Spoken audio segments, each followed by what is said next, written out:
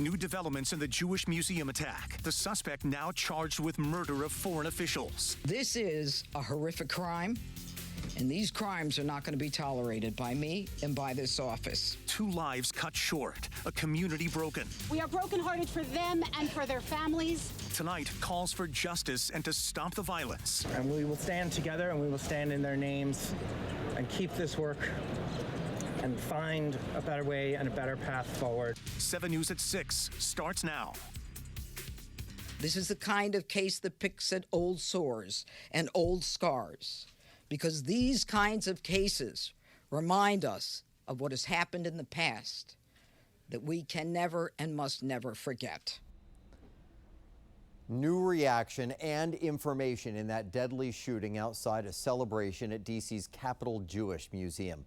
2 Israeli embassy staff, a couple about to get engaged, were killed by a man. Afterward, began chanting, "Free Palestine." Thank you for joining us. I'm Scott Thuman. For nearly 24 hours, we have brought you extensive team coverage on air and on WJLA.com that continues at this hour with new details from court about the victims and the suspect's background. Here's what we're learning right now. D.C. police are placing more officers at religious institutions citywide out of a precaution. Also new tonight, the accused gunman, 31-year-old Elias Rodriguez from Chicago, is now charged with murder of foreign officials and other crimes. His arrest was caught on camera, and he's quoted telling police that he did it for Palestine and Gaza. Also, investigators now say they're aware of and scouring certain writings and posts by the suspect. 7 News' Brad Bell is joining us now live. And Brad, Rodriguez just appeared in court. What happened there? Yeah, well, I was not in court with him, but I can tell you what's in the court documents, Scott. Look, this was called a targeted attack from the start. The FBI said it last night. And now we're learning more details about what really went on here, right? So this man is accused of waiting outside the Jewish Museum, the Capitol Jewish Museum. And then he spotted this couple coming out, this young couple, soon to be engaged. And it is alleged that he then went behind them, walked past them, turned around, pulled out his gun, and shot them in the back. And then when they went down, he approached and shot them on the ground. He then reloaded and continued to fire at those people before tossing his gun aside and then going into the event here as a gathering of young Jewish professionals at the Jewish Museum. We learned that he even bought a ticket to go inside that museum. And that is where he turned himself over to police and made his admissions after yelling, "Free, free Palestine." So just a little while ago, we heard from the new U.S. Attorney for the District of Columbia, Janine Pirro. We heard from the police chief, the FBI, and we heard some tough talk about the charges that are being filed. President Donald Trump appointed me to this position. This is the nation's capital. We should all be proud of this capital, and the president wants D.C. safe. And I and the partners behind me are going to do everything we can to make people proud of this city, whether they're from this city, from the country, or from other parts of the world. Yeah, and so we've heard the charges. Initially, charges of first-degree murder, 2 counts of first-degree murder. Also, the murder of a foreign official in the country on official business. But we have been told as well that when they can gather enough evidence to prove it in court, they're going to charge that this was an act of terrorism as well as a hate crime. In Northwest, Brad Bell, 7 News. Brad, thank you. 7 News' Rebecca Turco picks up our team coverage now. And Rebecca, dozens of people in the Jewish community gathered outside the museum this afternoon to pray together, to grieve together, and all of it just steps from that horrific shooting. Yeah, that's right. And as you can imagine, it was somber being right here as all of that was happening because it was so close to where that horrific shooting happened. We want to show you just behind us. People have been leaving flowers. They've been leaving messages of condolences all throughout the day. The wind may have swept some of them away, but the thought remains. This is our world. Don't you want something better? A rabbi from a Bethesda congregation led today's service, gathering together a group of people from across the region who felt drawn to come and pay their respects to the innocent couple who was killed. The crowd came together, prayed together, cried together, coming from across the area, all united in their sorrow. In the Jewish world, we're extended family. The news is personal, and I didn't need to know them to imagine what that means for them, their families, their co-workers at the embassy, all the people who have known them through their lives.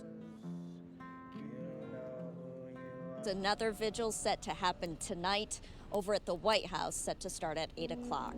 Reporting live in Northwest, Rebecca Turco, 7 News.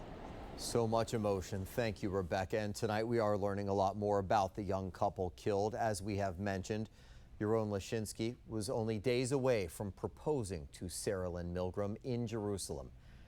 Our 7 News' Jay Korf spoke with one of their friends who says he talked with Sarah on the phone last night. You know, the last thing that I said to her was, I hope I get to see your smiling face before you go to Israel. And they just meshed so well, and you could tell that they really, really loved each other. Tell us that the couple was caring, loving, and passionate about making sure the Jewish community upheld its values. Now we move to the shooting suspect's background. Who is Elias Rodriguez?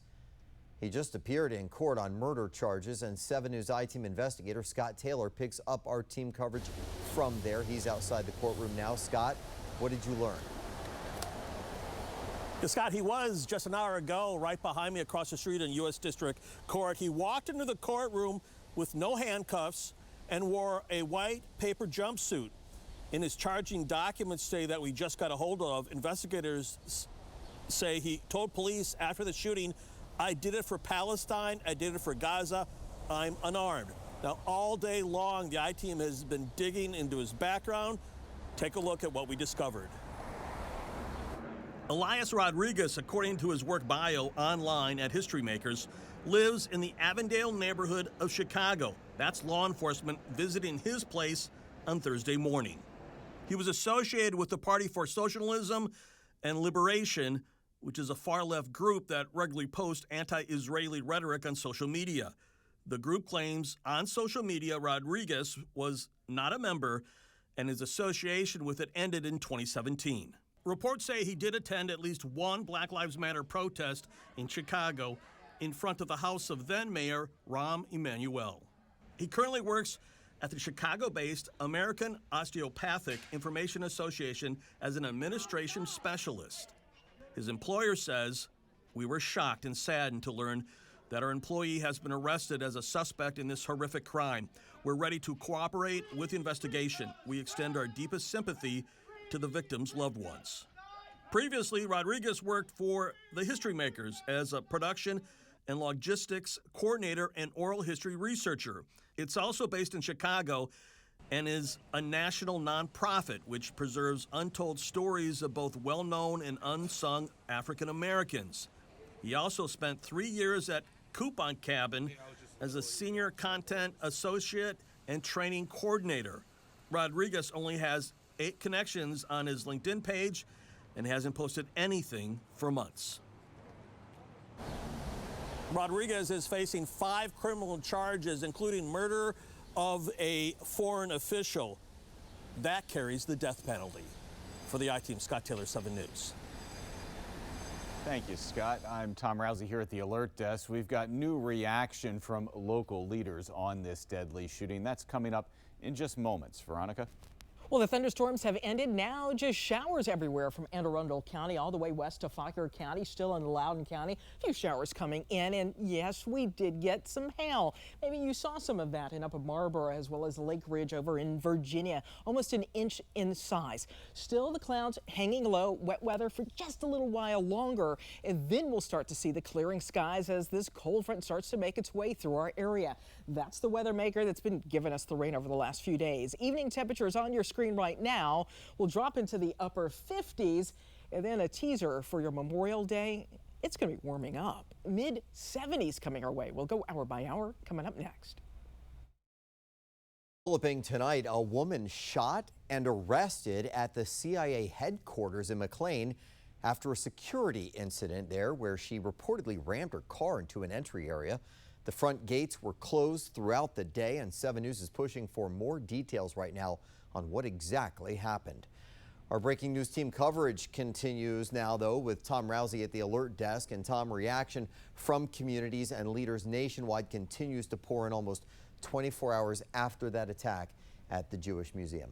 Yeah, Scott, I have reaction from a couple local leaders here. Congressman Jamie Raskin of Maryland, who is Jewish, called this horrifying, and he said that he's sending prayers and solidarity to the victims' families, the wounded, and everyone shaken by this appalling lethal violence. Also, Senator Mark Warner of Virginia said his heart is broken, and he ended by saying anti-Semitism and hate-fueled violence have no place in our society.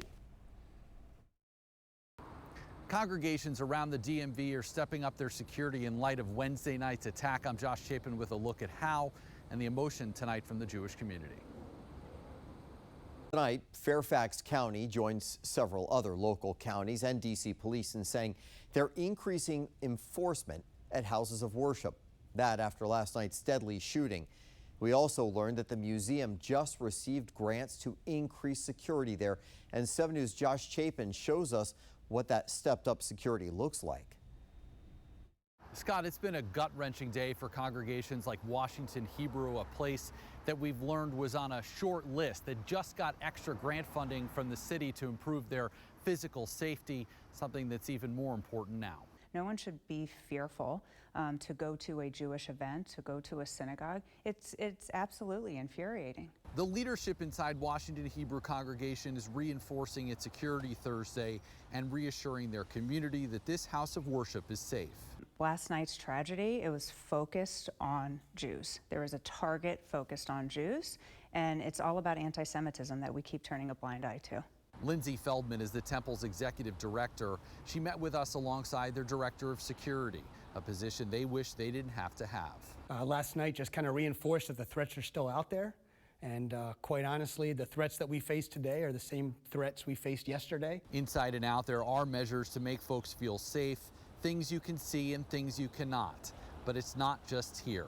Sarah Krinsky is a rabbi at Congregation Adas Israel. She said there's the practical response in protecting their building as much as possible, and then there's the spiritual one. And rather than meet those with the rage that is very real and present, we are asking ourselves, how do we meet those with love? Rabbi Krinsky said her congregation recently worked with Sarah, one of the victims, on a project. She said this event was so hard for Jews around this area because they woke up this morning thinking it could have been them.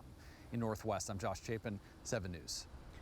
Josh, thank you. It is your voice, your vote, and tonight 7 News is hosting a debate with the 6 Democratic candidates in Virginia's lieutenant governor's race. Here's a live look at the stage. You can also watch on our other channel live tonight, WJLA 24/7 News, starting at 7 p.m. It's also streaming on WJLA.com, where we also have details on each candidate. VJ?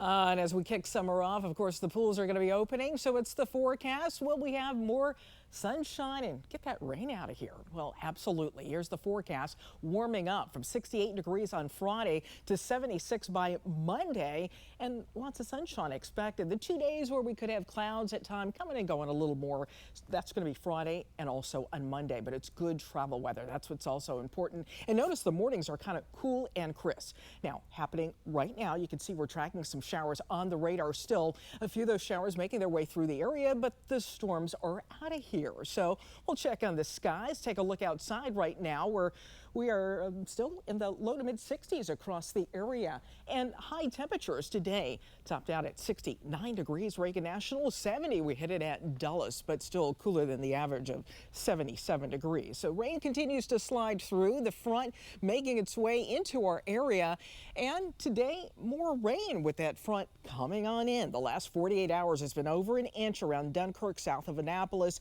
It's It's been around 1 inch of rain, southeastern portion of Prince William County, and 1.5 inches additional rainfall the last 48 hours in Loudoun County. And that has helped this drought tremendously. We were under a severe drought for weeks and weeks and weeks. It was expanding, dropping down into D.C., and now it's lifted way up to the north. Now it's just moderately dry across the area with dry weather down into areas south of I-95. So big dent in it from the recent rains. The next rain for us is going to be Tuesday of next week. So here's 11 p.m. this evening. Skies start clearing more and more tomorrow, starting out with some cloud cover around 7 o'clock in the morning, but that's partly cloudy skies for your afternoon, 2-3 o'clock, with winds out of the west. Temperatures mid to upper 60s. That northwesterly wind could be at about 20 to 25 miles per hour for your day tomorrow. Right now, we're at 62 degrees and holding out there. So I want to go hour by hour for you as again, skies slowly clear. We'll be in the low to mid 50s again to start your day tomorrow. That's another cool start for us. 65 degrees at noon, 67 degrees by 4 p.m. So keeping a close eye on it. Now, traveling to the beach tomorrow, no wet weather expected. Right now, your temperatures for the upcoming weekend, 70 degrees on Sunday, partly sunny, 68 degrees on Monday. Looking good for the beach. I'm looking now at that camera. Some of the graduations, high school graduations, they've been making their way right along the boardwalk there, kind of, you know, congratulating themselves. We look down south at St. Petersburg, Florida here, because today, NOAA, National Oceanic and Atmospheric Administration, they put out their forecast for the Atlantic hurricane season. Starts June 1st, goes through November 30th. There's average on the right. They're calling for 13 to 19 named storms, 3 to 5 major hurricanes. We'll keep an eye on it for you. We've got more online as well at WJLA.com. Memorial Day itself, 76 degrees. Your high temperature starting out in the upper 50s, mid 70s by 2 o'clock. So there may be some cloud cover moving in. And there's your rain that I mentioned for Tuesday and Wednesday of next week. And now, the Toyota Sports Desk, sponsored by your Toyota dealers. Summer will soon make its return to the nation's capital, and with it, one of the most anticipated events on the sports calendar. Yes, the Mubadala City DC Open is a summer staple in the region, and every year it seems to get bigger and better. Today, the tournament announced its first round of player commitments, and get this, 7 of the world's top 10 players are expected to compete. Fan favorite Francis Tiafoe will also return for a chance to win his home tournament. Sports Director Scott Abraham spoke with tournament chairman Mark Ein about DC's tennis sensation. You put him on a big stage, whether it's the U.S. Open or in front of his home fans in D.C., he rises to the occasion. And he truly says, I think outside winning the Grand Slam, this would mean more to him than anything. And the only downside of Evan Francis is every time he plays a match, you know, we give people like a box of 6 tickets or 8 tickets, and Francis comes to me and says, I need 125 tickets for all my friends who are coming. So will be lots of fun. All right, the Senior PGA Championship officially underway at Congressional, and here's your shot of the day. Take a look. Keith Horn's second shot on the par 4 8th hole lands past the pin, then comes right on back, rolls right in for the eagle. Horn finished the first round at 4 under, near the top of the leaderboard. And actually, this is coming from a guy who said earlier this week he was very scared to play this course. He is having no problems at all. But play is still underway at this hour as players wrap up day 1. The tournament does continue through the weekend.